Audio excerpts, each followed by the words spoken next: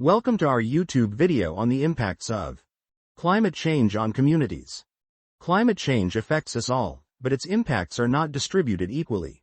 In this feature-length video, we explore how climate change disproportionately affects vulnerable communities, including indigenous peoples, low-income communities, and coastal regions.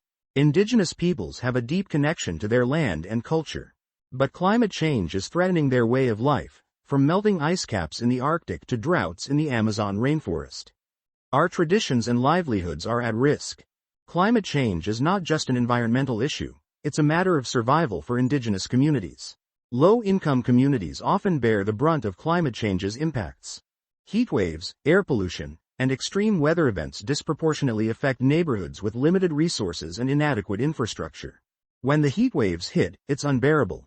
Our homes don't have air conditioning, and we can't afford to escape to cooler places.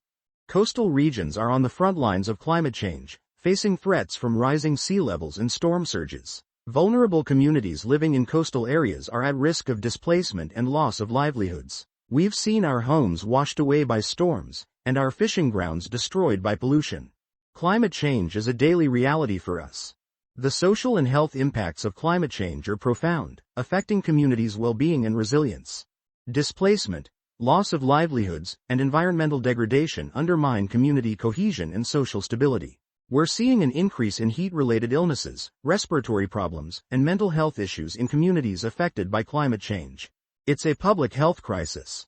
Building resilience and adapting to the impacts of climate change requires comprehensive and inclusive approaches. Indigenous knowledge, community-based adaptation strategies, and participatory decision-making processes are essential for developing context-specific solutions. Communities around the world are taking action to build resilience and adapt to climate change.